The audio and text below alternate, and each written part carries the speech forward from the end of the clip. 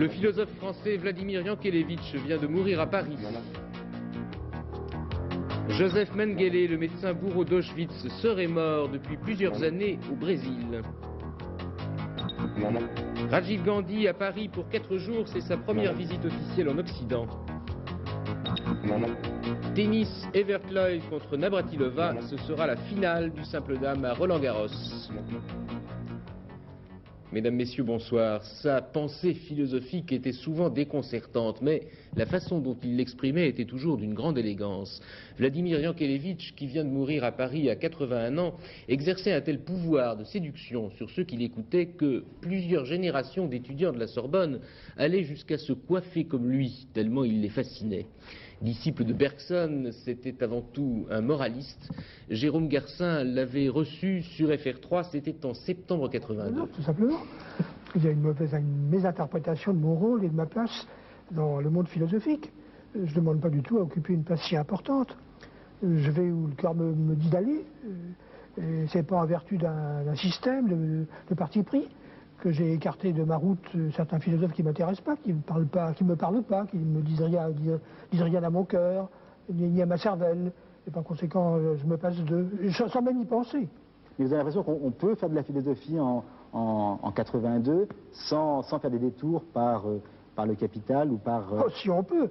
Et comment on peut que ça. Comme ça, on ne se stérilise pas. On va où le cœur... C'est-à-dire qu'il y a évidemment un minimum de connaissances que nous acquérons longuement dans les lycées et même dans les premières années de l'université. À cet égard, l'enseignement français n'est pas si mal fait que ça, puisqu'enfin, on veille à la culture générale sans trop le dire, sans trop en parler. J'ai fait tout ça quand j'étais lycéen et puis plus tard. Par conséquent, j'ai largement le minimum nécessaire pour philosopher à ma guise. Joseph Mengele, le sinistre médecin fou d'Auschwitz, responsable sans doute de la mort de 400 000 personnes. Ce criminel de guerre recherché dans le monde entier depuis 40 ans est peut-être mort depuis 6 ans. Rien n'est encore sûr, mais la police brésilienne vient d'exhumer un cadavre qui serait, dit-on, celui de Mengele, inhumé sous un faux nom en 79. Émilie Rafoul. Mengele d'aujourd'hui commence par la révélation d'une radio brésilienne, confirmée ensuite par la police. Mengele serait mort noyé au Brésil en 1979.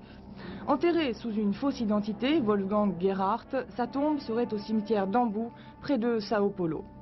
Deuxième épisode, quelques heures à peine après l'information, la police brésilienne procède à l'exhumation du corps en présence d'un couple d'Allemands.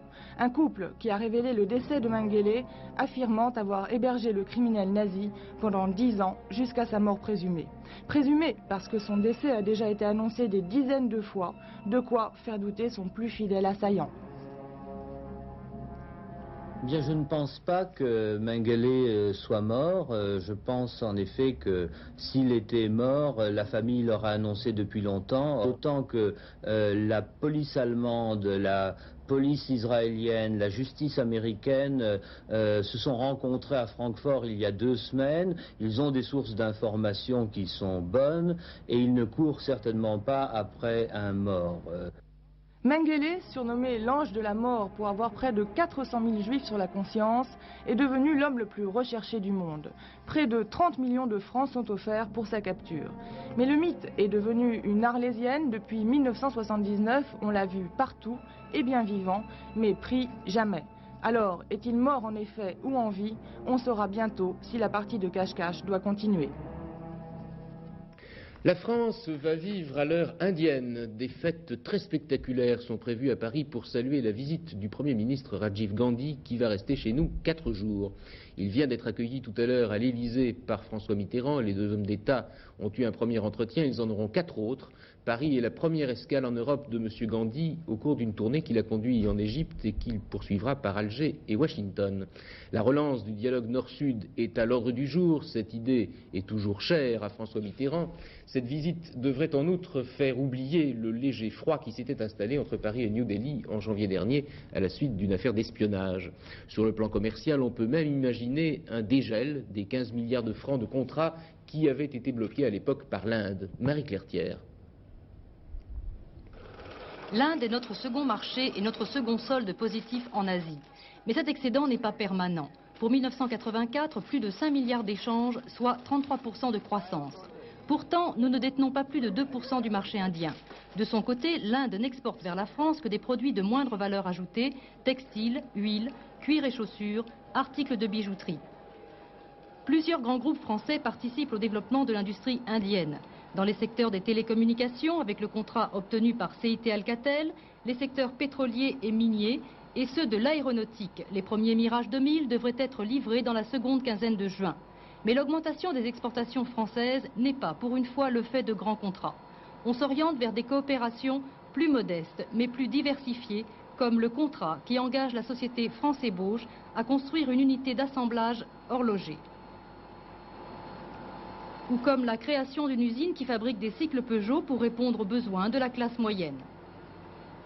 Les Indiens ont choisi cycle Peugeot pour avoir d'abord une diversification industrielle, pas toujours avoir une hégémonie japonaise, et ensuite ils ont accepté notre projet parce que nous avons accepté de créer une usine complète aux Indes, de former leurs techniciens et d'arriver progressivement, dans les années 1990, à ce que nos cyclomoteurs soient pratiquement fabriqués aux Indes à 80%. Cette volonté de l'Inde de se développer elle-même sans trop vouloir dépendre de l'extérieur la pousse à améliorer ses relations avec la France. Nos relations sont bien meilleures pour deux raisons. D'abord, nous avons des relations politiques aujourd'hui excellentes. Ensuite, parmi les nations industrialisées, la France est la seule qui soutienne la cause des pays en voie de développement.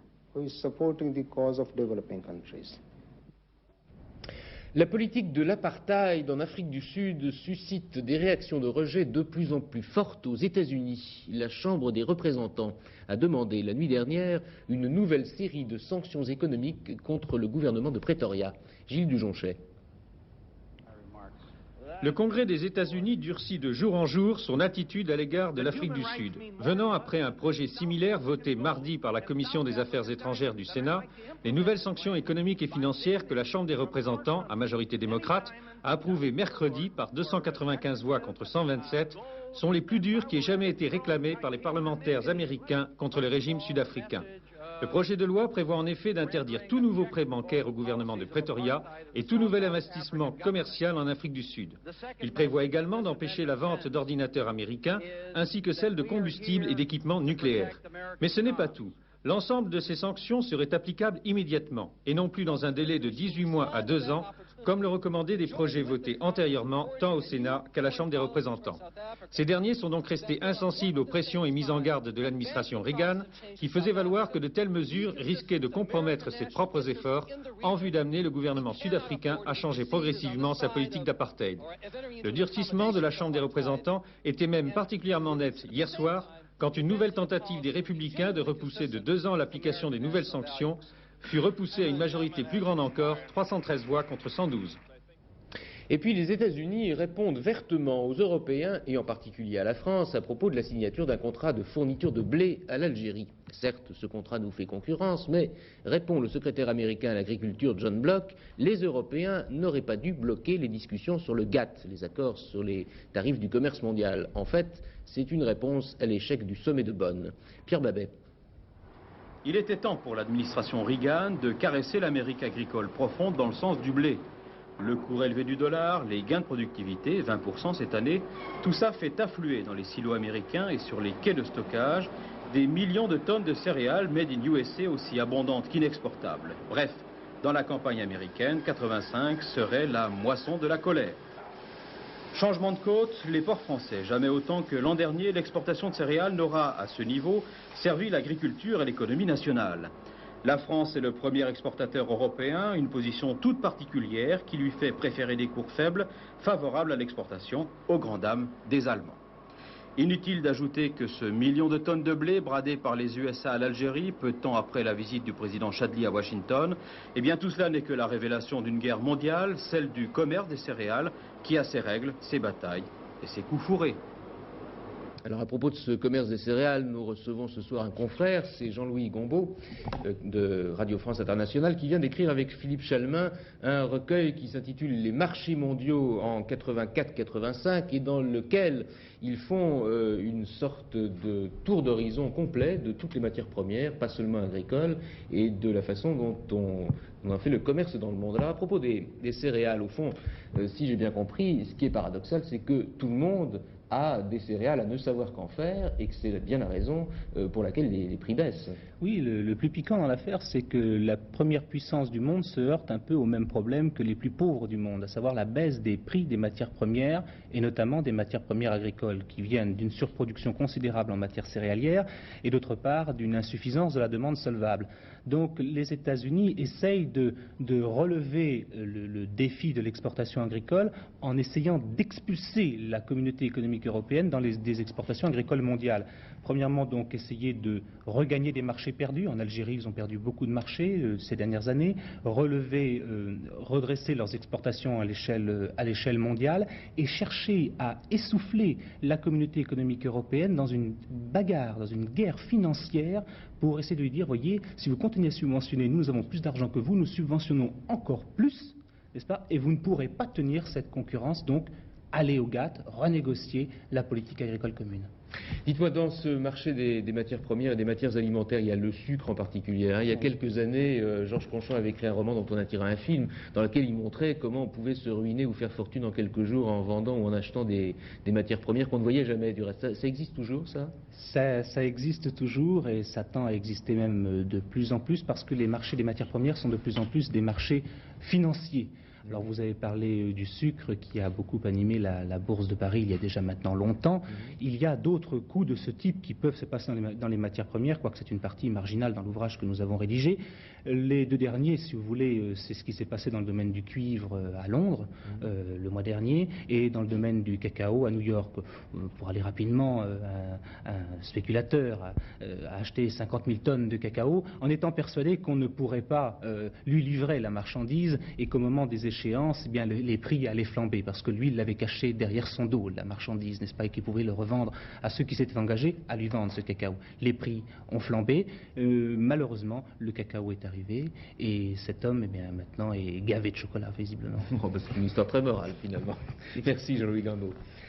Le dernier acte judiciaire de la catastrophe de Beaune s'est ouvert ce matin devant le tribunal correctionnel de Dijon. Vous vous souvenez de l'émotion qu'avait soulevé ce drame il y a 3 ans, 53 personnes carbonisées, parmi lesquelles 44 jeunes enfants. Eh bien, il s'agit de décider maintenant qui est responsable, la fatalité ou les 2 hommes qui comparaissent, le patron de l'entreprise de transport et le chauffeur. Un chauffeur très occasionnel du reste. Chantal Bretz. Antoine Alu, le chauffeur du premier car transportant les enfants, n'était pas un professionnel du transport en commun. Il occupait dans la société Péchinet un emploi posté en équipes successives, un travail très éprouvant. Et en outre, c'était son premier long trajet. Il comparait depuis ce matin devant le tribunal correctionnel de Dijon pour homicide involontaire et défaut de maîtrise de son véhicule. Selon le rapport des experts, il disposait de 23 secondes et de 350 mètres pour s'arrêter progressivement, ce qui aurait peut-être évité la brutalité de la collision qui a suivi son trop brusque coup de frein. Quant au transporteur Jean Goutez, il lui est particulièrement reproché les défauts du système de freinage du second car, celui où ont péri carbonisés 44 enfants. Et cet après-midi, devant le tribunal, il a admis que ce car avait roulé 300 000 km sans changement des garnitures de frein. Les parties civiles dénoncent également le fait qu'au moment de l'accident, les 2 cars étaient conduits par des occasionnels et que le repos des chauffeurs entre l'aller et le retour était insuffisant. Les parents des jeunes victimes se sont présentés ce matin dans une grande dignité, comme répondant par avance aux vœux du président Levanti, qui avait demandé en préambule de ce procès que soit jugée avec rigueur et sérénité la tragédie de Beaune, et ce n'est pas chose facile. Un rebondissement de plus dans l'affaire de l'hôpital de Poitiers, où une malade était morte l'an dernier sous anesthésie. Le docteur Diallo, inculpé d'assassinat, avait déposé une requête en suspicion légitime contre le juge d'instruction. Eh bien, elle vient d'être rejetée. Et par ailleurs, les 9 experts désignés par le juge viennent d'aboutir à de nouvelles conclusions. Véronique Bonnet-Nora. Souvenez-vous, il y a 7 mois, un premier rapport avait conclu que la mort de Nicole Bergeron était survenue à la suite de l'inversion des tubes de l'appareil de réanimation et de ce fait à l'afflux de protoxyde d'azote dans le sang. Une contre-expertise demandée par les avocats du docteur Diallo réfutait par la suite ce premier rapport en s'appuyant sur les conditions de l'autopsie. Pour les défenseurs de Diallo, le décès de la jeune femme serait dû au syndrome de Mandelson. Puis, le juge Auvert, avec l'accord de toutes les parties, a désigné un dernier conseil de 9 experts pour trancher. Or, le rapport de ce conseil, remis ce matin au juge, confirmerait la mort par inversion des tuyaux du respirateur, avec insufflation progressive dans un premier temps, puis massive, de protoxyde d'azote. On reviendrait donc à la thèse du sabotage, soit par maladresse, soit par intention criminelle. Reste que dans l'un et l'autre cas, il y aurait faute professionnelle du professeur Mériel. Reste aussi à déterminer qui a manipulé en dernier lieu l'appareil de réanimation. Oui, je vous rappelle à ce propos que le magazine Vendredi, demain, sera réalisé précisément en direct de Poitiers et tout entier consacré à cette affaire très compliquée. Les fameux manuscrits de la mer morte sont à Paris. C'est la première fois qu'Israël accepte de les prêter le temps d'une exposition qui va se poursuivre jusqu'au 28 juillet au Grand Palais. Une exposition qu'ont inaugurée tout à l'heure François Mitterrand et Yitzhak Shamir, le ministre israélien des Affaires étrangères. Francine Raymond. Pour la première fois au monde, sous la verrière du Grand Palais, on pourra voir des fragments authentiques des manuscrits de la mer morte. Ils n'étaient jamais sortis d'Israël, retrouvés par hasard en 1947 au sud de Jéricho. Plus anciens que les plus anciennes copies de la Bible, ils datent du 1er siècle avant l'ère chrétienne. Des textes qui nous renseignent sur l'existence d'une communauté juive dont les rites et la doctrine évoquent déjà les thèmes du futur christianisme. On y apprend par exemple l'existence d'un maître de justice considéré 63 ans avant Jésus-Christ comme le Messie par une poignée de disciples.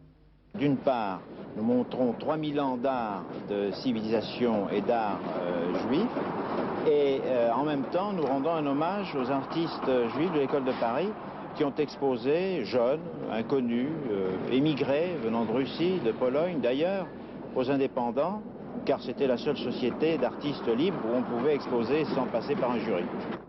De Jérusalem à Paris, Paris est devenu terre promise pour tous ces artistes d'origine juive. Ils s'appellent Soutine, Kisling, Pissarro ou encore Modigliani. Et puis un hommage tout particulier à Marc Chagall, disparu en mars dernier. Une exposition qui prend des allures d'événements historiques, 3000 ans d'art et d'histoire de la civilisation du peuple juif, de la Bible à nos jours, réunis au Grand Palais où d'importantes mesures de sécurité seront prises jusqu'au 28 juillet. Tennis, la finale du simple dame de Roland-Garros opposera samedi Martina Navratilova à Chris Evert-Lloyd. C'était vraiment couru d'avance puisqu'il y a des années que toutes les deux se partagent tous les trophées du monde. Michel Drey et Dominique Champeau.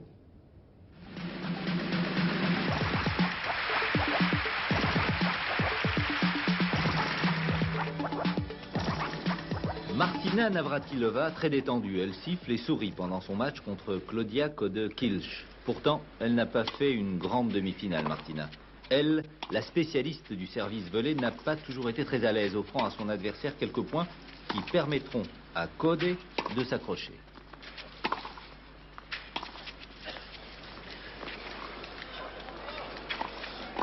« 4-4 au premier set avant que Navratilova ne gagne les points importants et ne fasse la différence. Et c'est finalement au fond du court qu'elle a le mieux joué, Navratilova.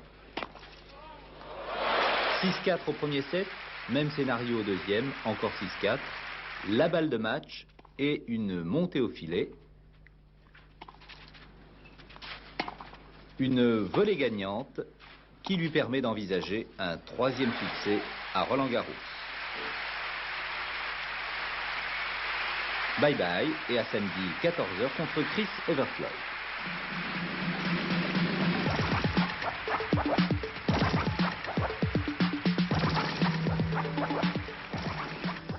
Gabriela Sabatini porte en elle toute la grâce et toute la fierté de la race argentine. Elle a 15 ans à peine et si ses copines de Buenos Aires viennent tout juste de laisser tomber leur poupée, elle a choisi une émancipation précoce, la raquette à la main.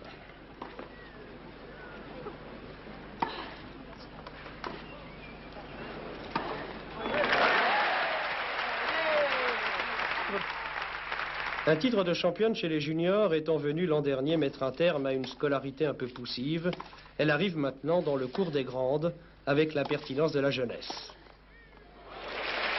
Voilà en tout cas qui doit rappeler des souvenirs à Chris Everploy qui, bien qu'ayant 2 fois son âge, a inauguré la race des bébés championnes. D'ailleurs, toutes deux ont beaucoup de choses en commun. Outre la grâce, elles développent un tennis à peu près semblable. Un jeu de patience où concentration et régularité font bon ménage, autorisant parfois une initiative courageuse, la part du risque en quelque sorte. Venu au tennis, per casualidad, Gabriela s'est aperçue que le hasard, justement, ne gérait pas tout. Face à l'expérience d'une doyenne, la candeur parfois géniale d'une débutante n'a tenu que 2 sets et n'a pas suffi à bousculer une hiérarchie solidement affirmée. Gabriela Sabatini quitte Roland-Garros avec un air d'enfant battu, malgré un premier titre. Elle est la plus jeune joueuse de tous les temps à y avoir joué des demi-finales. D'autres honneurs viendront sans doute, mais plus tard.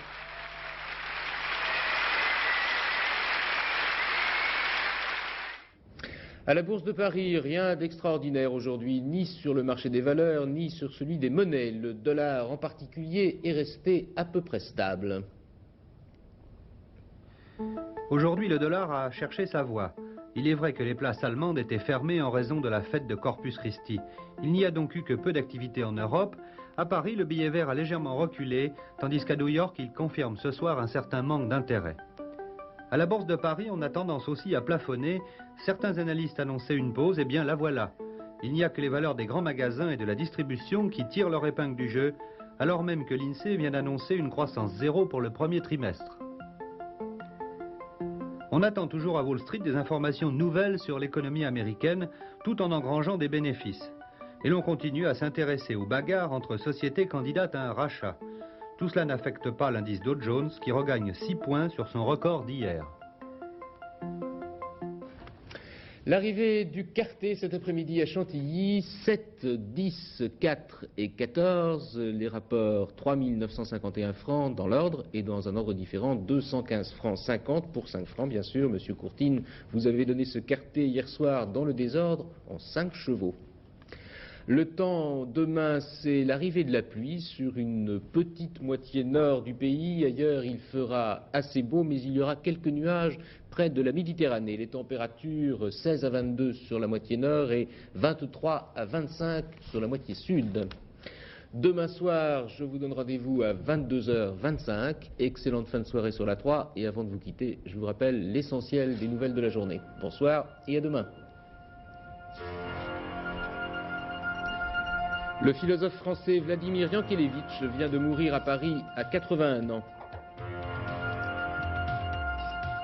Début de la visite en France du Premier ministre indien Rajiv Gandhi, elle va durer 4 jours. Joseph Mengele, le médecin fou d'Auschwitz, serait mort depuis plusieurs années, affirme-t-on au Brésil. Demain à Roland-Garros, Connor Slandel et McEnroe Wilander.